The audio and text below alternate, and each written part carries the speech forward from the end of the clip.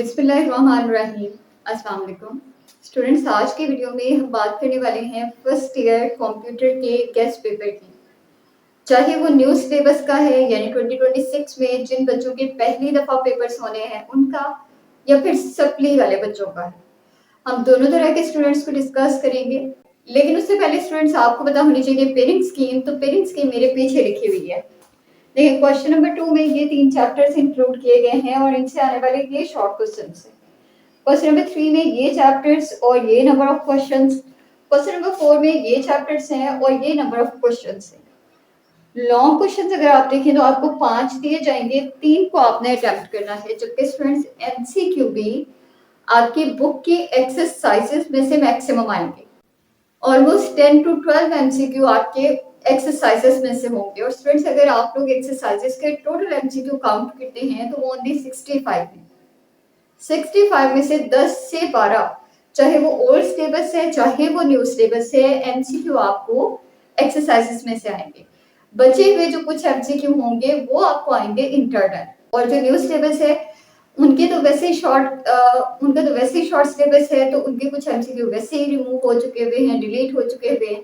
बचे हुए एमसीक्यू आपको फिंगर टिप्स पर होने चाहिए अगर आप लोग अच्छे मार्क्स लेना चाहते हैं तो। अच्छा स्टूडेंट्स, जो सप्ली के बच्चे हैं उनकी पेयरिंग स्कीम होती है 2025 वाली, यानी पिछले साल वाली। अगर आपकी पिछले साल वाली पेयरिंग स्कीम है तो आपका गेस्ट पेपर भी पिछले साल वाला है। तो उसके लिए आपने यही यूट्यूब पे ही सर्च कर लेना है 11th कंप्यूटर 2025 गेस्ट पेपर कैम बाय आमना। और इसी तरह आप लोग सर्च कर लीजिएगा पेयरिंग स्कीम भी।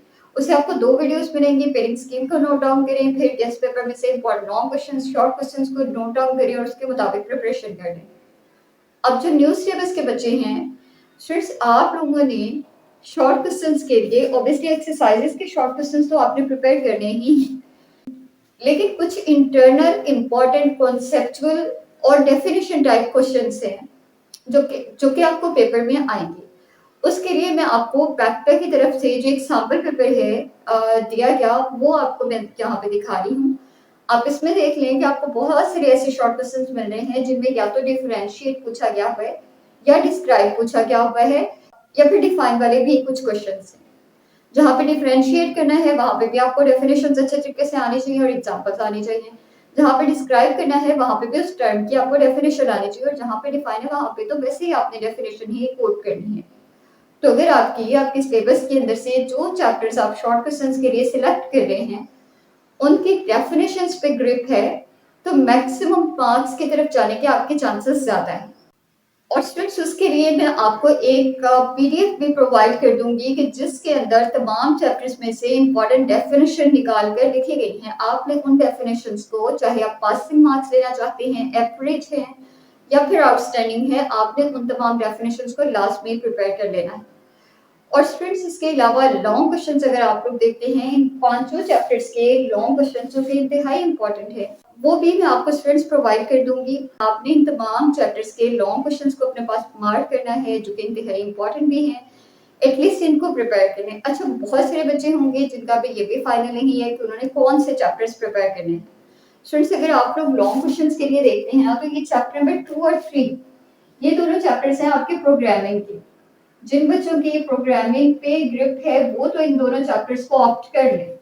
जिनको प्रोग्रामिंग मुश्किल लगती है, और मैक्सिमम बच्चों को मुश्किल ही लगती है, तो वो इन दोनों चैप्टर्स की बजाय इन चैप्टर्स की तरफ चलें, क्योंकि इन चैप्टर्स के अंदर प्रोग्राम्स नहीं हैं। ये ज्यादातर थ्योरी टाइप चैप्टर्स हैं, तो ये आपको आसानी से याद भी हो जाएंगे।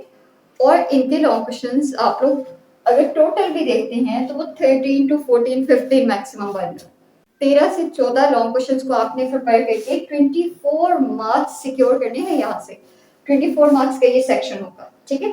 और फिर देखें, शॉर्ट क्वेश्चंस के लिए भी आपने सिर्फ 3 ही चैप्टर्स प्रिपेयर करने हैं। लॉन्ग के लिए भी 3 चैप्टर्स, शॉर्ट क्वेश्चंस के लिए भी 3 चैप्टर्स। अब शॉर्ट क्वेश्चंस के कौन से 3 चैप्टर्स हैं, तो देखें, आपने चैप्टर नंबर 1 को प्रिपेयर करना है। लाजमी तौर पे शॉर्ट क्वेश्चंस के लिए कह रही हूँ।